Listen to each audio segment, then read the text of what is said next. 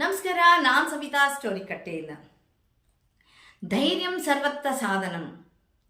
ಈ ಸಾಲಿಗೆ ಅನುಗುಣವಾಗಿ ನಾನೊಂದು ಪುಟ್ಟ ಕಥೆನ ತಂದಿದ್ದೀನಿ. ಒಂದು ದೊಡ್ಡ ಸಮುದ್ರ. ಆ ಸಮುದ್ರದಲ್ಲಿ ಒಂದು ಆಮೆ ಸದಾ ಕಾಲ ಹಾಡ್ಕೋತಾನೇ ಬರೋದು. ಆ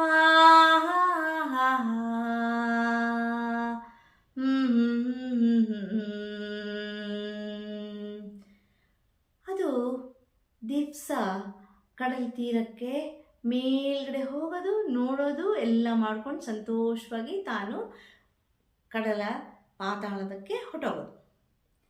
ಆದರೆ ಅದು ತುಂಬ ಗರ್ಭಿಣಿ. ಅದು ಒಂದು ದಿವಸ ಯೋಚನೆ ಮಾಡ್ತು, ಅರೆ ಏನು ಮಾಡೋದು, ನಾನು ಈ ಮೊಟ್ಟೆಗಳನ್ನೆಲ್ಲ ಇಡಬೇಕಲ್ಲ, ಎಲ್ಲಿ ಹೋಗಿಡ್ಲಿ ನಾನು ಅಂತ ಯೋಚನೆ ಮಾಡ್ತಾ ಮಾಡ್ತಾ ಅದು ಕಡಲ ತೀರದ ಹತ್ರ ಬಂದು ಕ್ಷೇಮವಾಗಿರುವಂಥ ಜಾಗ ನೋಡಿ ಅದು ತನ್ನ ಮೊಟ್ಟೆನ ಇಡಕ್ಕೆ ಒಂದು ಜಾಗ ಮಾಡ್ತು. ಮರಳೆಲ್ಲ ಕರ್ರ ಕರ್ರ ಕರ್ರ ಕರ್ರ ಕರ್ರ ಕರ್ರ ಕರ್ರ ಅಂತ ಬದಿ ಮಾಡಿ ತನ್ನ ಮೊಟ್ಟೆಗಳನ್ನ ಒಂದೊಂದೇ ಪಡಕ್ ಪಡಕ್ ಪಡಕ್ ಪಡಕ್ ಅಂತ ಇಡ್ತು. ಇಟ್ಟ ಮೇಲೆ ಹಾಗೆ ಹೋಗಲಿಲ್ಲ. ಅದು ಹೇಳ್ತು, ನೋಡಿ, ನೀವು ಮರಿಗಳಾಗಿ ಆಚೆ ಬಂದ ಮೇಲೆ ನೀವು ನನ್ನ ನೋಡಬೇಕು ಅಂತಂದರೆ ಅಲ್ಲಿ ಕಡಲ ತೀರಕ್ಕೆ ಬರಬೇಕು. ಆದರೆ ನೀವು ಚಂದ್ರನ ನೋಡ್ಕೋತಾ ಬನ್ನಿ, ಆಗ ನನ್ನ ದಾರಿ ಕಾಣುತ್ತೆ, ಅಲ್ಲಿ ಸಮುದ್ರದ ಅಲೆಗಳ ಶಬ್ದ ಕೇಳುತ್ತೆ, ಅಲ್ಲಿ ಕೆಳಗಡೆ ನಾ ಇರ್ತೀನಿ, ಆಯಿತಾ ಅಂತ ಹೇಳಿ ಆ ಮರಳನ್ನೆಲ್ಲ ಪರ ಪರ ಪರ ಪರ ಪರ ಅಂತ ಮುಚ್ಚಿಬಿಟ್ಟು ತಾನು ಸಮುದ್ರದ ಒಳಗಡೆ ಹೊಟ್ಟೋಯ್ತು. ಹೋದಾಗ ಏನಾಯಿತು, ಅಲ್ಲಿ ಸ್ವಲ್ಪ ದಿವಸದ ನಂತರ ಆ ಮೊಟ್ಟೆಗಳೆಲ್ಲ ಪೊಟ್ರಕ್ಕು ಪೊಟ್ರಕ್ಕು ಪೊಟ್ರಕ್ಕು ಪೊಟ್ರಕ್ಕು ಪೊಟ್ರಕ್ಕು ಪೊಟ್ರಕ್ಕು ಪೊಟ್ರಕ್ಕು ಪೊಟ್ರಕ್ಕು ಪೊಟ್ರಕ್ಕು ಅಂತ ಆಚೆ ಬಂದು ತುಂಬ ಬಿಸಿಲಿನ ಜಲ.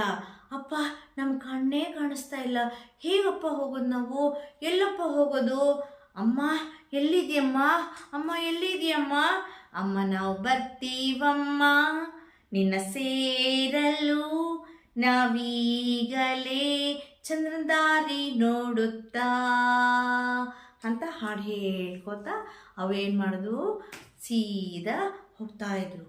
ಆದರೆ ಅಲ್ಲಿ ದಡ ದಡ ದಡ ದಡ ದಡ ದಡ ದಡ ಶಬ್ದ ಕೇಳಿಸ್ತು.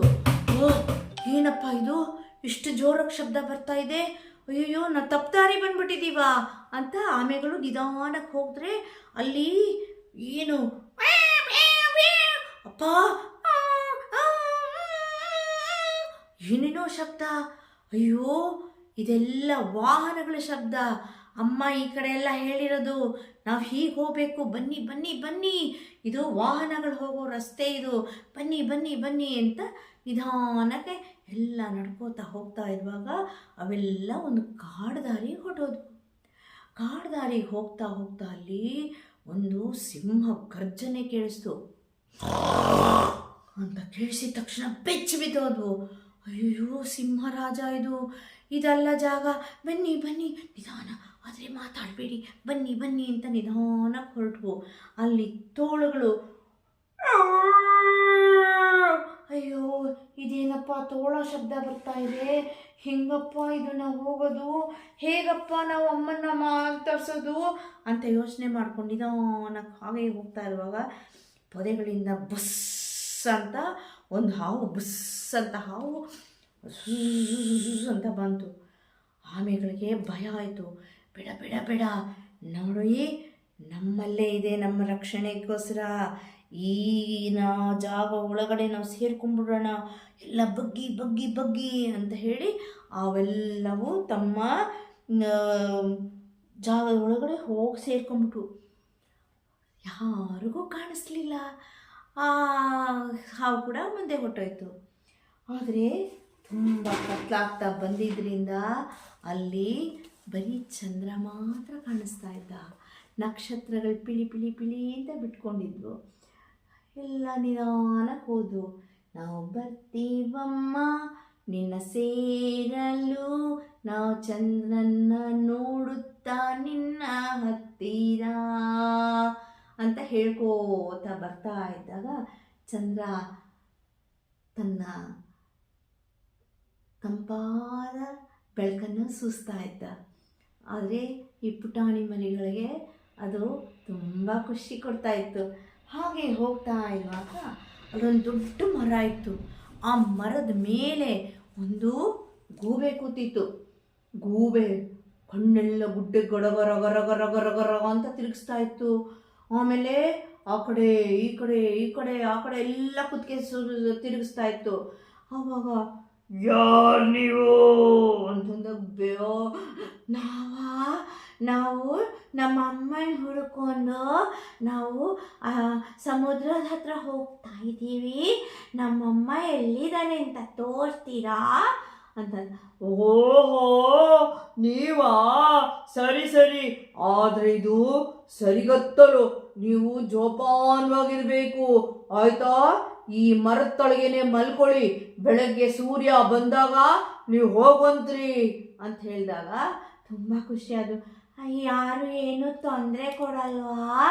ಇಲ್ಲ ಇಲ್ಲ ಇಲ್ಲ, ನಾನು ಈ ಕಾಡಿಗೆಲ್ಲ ನಾನೇ ನೋಡ್ಕೊಳ್ಳೋನು, ಯಾವ ಥರ ಅಪಾಯನೂ ಬರಲ್ಲ ನಿಮಗೆ, ಇಲ್ಲೇ ಮಲ್ಕೊಳ್ಳಿ ಅಂತಂದಾಗ ಆ ಮರದ ತಲೆಗೆ ಹೋಗೆಲ್ಲ ಮಲ್ಕೊಂಡ್ವು.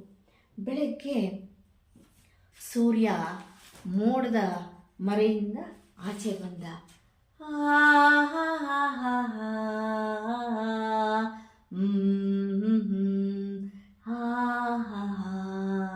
ನಗ್ತಾ ನಗ್ತಾ ನಗ್ತಾ ಆಚೆ ಬಂದ. ಚಿಲಿಪಿಲಿ ಹಕ್ಕಿಗಳು, ಗಿಳಿಗಳು ಅಂತ ಹಾರ್ತಾ ಇದ್ವು. ಕೋಗಿಲೆಗಳು ಅಂತ ಕೂಗ್ತಾ ಇದ್ವು. ಕಾಗೆಗಳು ಅಂತ ಕೂಗ್ತಾ ಇದ್ವು. ಸರಿ ಸರಿ, ಇದೇ ದಾರಿ, ಅಮ್ಮನೂ ಹಿಂಗೆ ಹೇಳಿದ್ದು, ನಡೀರಿ ಹೋಗೋಣ ಅಂತ ನಿಧಾನಕ್ಕೆ ಹೋಗ್ತಾ ಹೋಗ್ತಾ ಹೋಗ್ತಾ ಅಲ್ಲಿ ಸಮುದ್ರದ ಅಲೆಗಳು ಶಬ್ದ ಕೇಳಿಸ್ತು. ಇದೇ ಇದೇ ಇದೇ ಇದೇ ಸಮುದ್ರ, ಅಮ್ಮ ಇಲ್ಲೇ ಇರೋದು ಅಂತ ಹೇಳಿ ಎಲ್ಲ ಹೋಗ್ತಾ ಹೋಗ್ತಾ ಹೋಗ್ತಾ ಅಲ್ಲಿ ದೊಡ್ಡ ಸಮುದ್ರ ಕಾಣಿಸೋದು. ಅಪ್ಪ ತಮ್ಮಮ್ಮ ಇಲ್ಲೇ ಇದ್ದಾಳೆ ಅಂಥೇಳಿ ಒಂದೊಂದೇ ಪುಡುಕು ಪುಡುಕು ಪುಡುಕು ಪುಡುಕು ಪುಡುಕು ಪುಡುಕು ಅಂತ ಧುಮ್ಕಿದ್ವು. ಅಲ್ಲಿ ಧುಮ್ಕೊಂಡು ಹೋಗ್ತಾ ಇರುವಾಗ ಅಲ್ಲಿ ಒಬ್ಬ ದೊಡ್ಡ ಮೀನುಗಾರ ಬಂದ. ದಯ್ಯ ರೇ ದಯ್ಯ ರೇ ದಯ್ಯ ದಯ್ಯ ರೇ ದಯ್ಯ ದಯ್ಯ ರೇ ದಯ್ಯ ರೇ ದಯ್ಯ ದಯ್ಯ ರೇ ದಯ್ಯ ಅಂತ ಹೇಳ್ಕೋತ ಬರುವಾಗ ಅವನು ತಂದಿದ್ದ ದೊಡ್ಡ ಬಲೆನ ಸರ್ರತ ಬೀಸ್ದ. ಆ ಬೀಸಿದ ಬಲೆ ಒಳಗೆ ಈ ಪುಟಾಣಿ ಆಮೆಗಳು, ಪುಟಾಣಿ ಮೀನುಗಳು ಎಲ್ಲ ಸಿಕ್ಕಾಕೊಂಬಿಟ್ವು.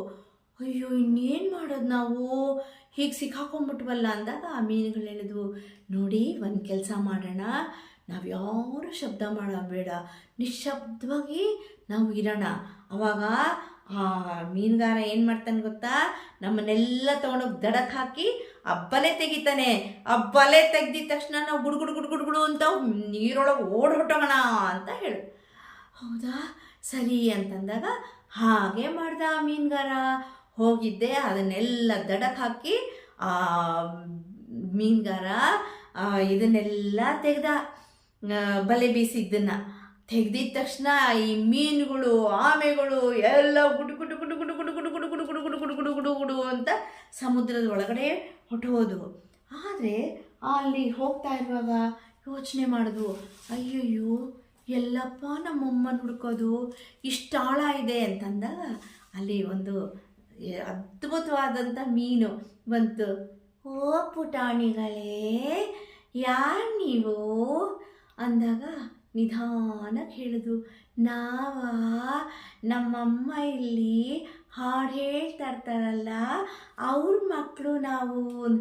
ಓ ಹೌದಾ, ನಂಗೆ ಚೆನ್ನಾಗಿ ಗೊತ್ತು, ಬನ್ನಿ ಬನ್ನಿ ನಾನು ನಿಮ್ಮ ಹತ್ರ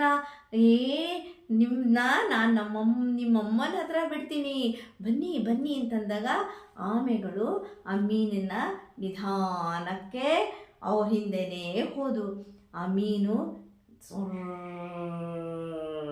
ಅಂತ ಹೋದಾಗ ಅಲ್ಲಿ ಅವರ ಅಮ್ಮಂದು ಧ್ವನಿ ಕೇಳಿಸ್ತು.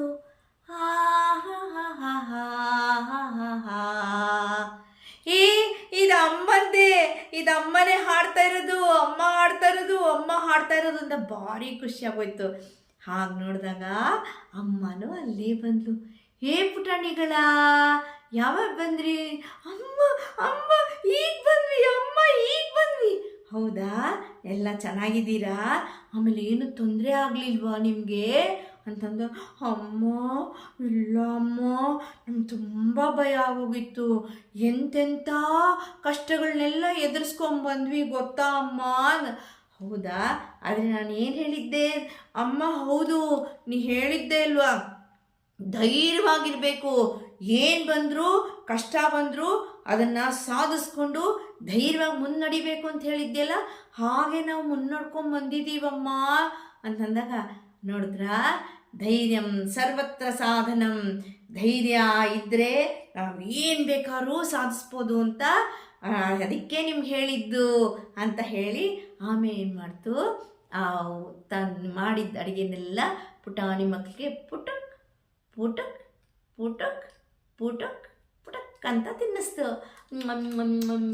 ಅಂತ ಎಲ್ಲ ತಿಂದ ಮೇಲೆ ತುಂಬ ಸುಸ್ತಾಗೋಯ್ತು ಪ್ರಯಾಣ ಮಾಡಿ. ಅಮ್ಮ ನಿದ್ದೆ ಬರ್ತಾ ಇದೆಯಮ್ಮ ಅಂತಂದಾಗ ಅಮ್ಮ ಏನು ಮಾಡಿದ್ಲು, ತನ್ನ ಮಡ್ಲಲ್ಲಿ ಹಾಕ್ಕೊಂಡು ಅವಕ್ಕೆಲ್ಲವಕ್ಕೂ ಒಂದು ಪುಟಾಣಿ ಲಾಲಿ ಜೋಗಳ ಹಾಡಿದ್ಲು. ಲಾ